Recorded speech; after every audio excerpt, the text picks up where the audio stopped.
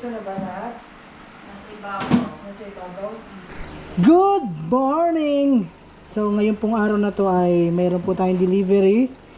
At kailan ba tayo nag-start? Dumating yung delivery natin.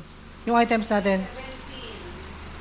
So nag-start kami noong Tuesday, unang delivery sa amin ng items.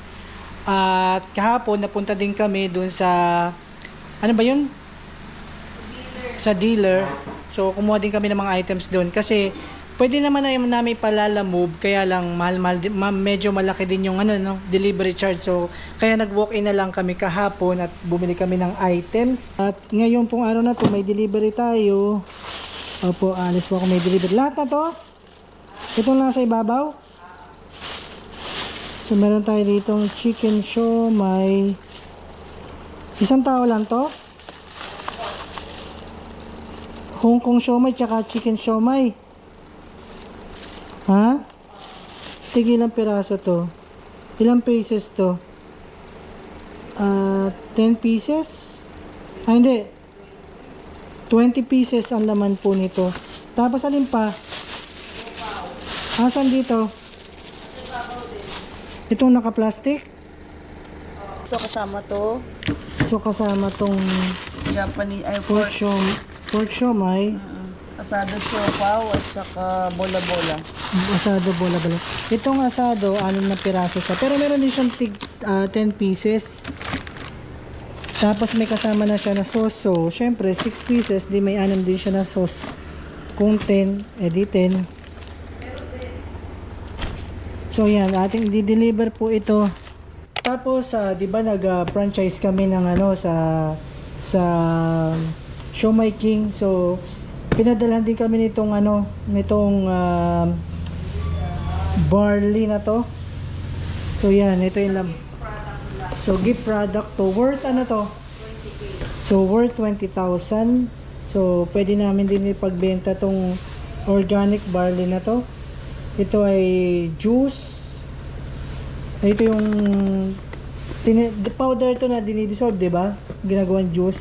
Tapos, ito namang isa, parang siya, food supplement siya. So, ito yung pinadala. Parang free gift to, pero pwede mo siyang ipagbenta, nasa sa Asia, worth 20,000. So yun, nakapag-deliver na tayo. Dito ako sa may tapat ng school. Dito tayo nag-deliver. Sobrang saglit lang kasi mabilis na yung ating pag-deliver. Mas matagal pa yung paghihintay ko ng pagsakay ng jeep kaysa pag-deliver. Sobrang bilis lang. And malapit din lang naman to sa amin. Siguro wala pang 10 minutes ang pagsakay ko ng jeep. Medyo mahirap lang yung paghihintay ng jeep. Hindi masyado siyang matagal. Siyempre, pauwi na tayo. So, yan yung aming tarpaulin. Nakuha namin yung kahapon. At yan yung mga available naming products na binibenta. Ito pa, ano pa dito. Kung mapapansin nyo, wala pa siyang price. Kasi lalagyan ko pa siya ng tawag dito, lalagyan ko pa siya ng packing ang ilalagay ko, packing tape, pero yung matatanggal para just in case na magpalit ng presyo, matatanggal pa rin, mapapalitan din siya. Pabili po. Ano pa? Tapos meron din kami ditong ulam. Ubos na yung fried chicken? Ubos na yung fried chicken? Meron kami ditong pansit. Meron ditong pansit. Magkano pansit nyo? 20. Tapos meron ditong pork hamonado, 50 pesos. Tapos yan, may yung tindahan ng aking ina. Yeah, meron din kaming GCash kung sinong gusto magpa-GCash dyan. Pa-GCash na kayo. Dapat yung pinupokpok na yung para gumalaw-galaw.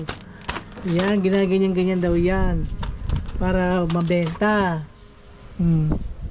So pagpunta kayo dito sa South Drive, punta kayo ng Paloma Road. Yan, dito kami may tindahan. Basta huwag kayong mangutang, ha. Bawal ba mangutang dito? Bawal na mangutang? Bawal mangutang, walang ipamimili. Ay, pambihira eh. Paano bibili? Natutulog ang tindera. Abay, siya na. Abay, kayo kausap ko. Sino ba kausap nyo? So, kumusta naman kayo dyan? Ha?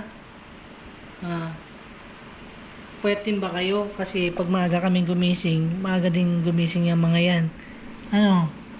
Puyat ba? Puyat. Sky, puyat? Roxy, puyat? Oh, sige, napapa mo.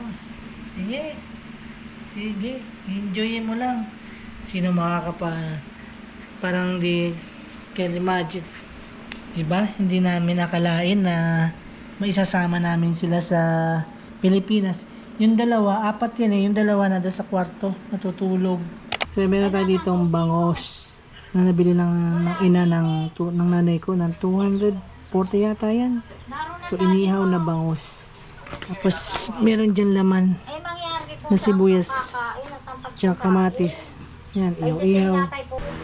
So, continuation to ng vlog natin kahapon. Actually, kanina pa ako gising. Kanina pa kami gising alas 3. Alam niyo naman, maga kami gumigising. At nandito tayo ngayon sa tindahan. Katatapos ko rin lang magpaligo ng aso at maglinis ng CR. So, ako'y nagugutom. So, bili tayo dito ng pancake. 5 pesos ang isa po nito. Tapos, ito yung menu namin ngayon. Chicken apretada. May bumili na yan. Tapos, chicken. Kanina marami ito. May bumili na rin yan. So, pa konti-konti. Pero nagtitinda na rin kami ng kanin. Tapos yan. Yan yung ata yung pinamili kanina. Ano ba to? Hindi pa nalagyan ng presyo? Isasabit lang ho. Isasabit na lang. Sige. Sasabit natin.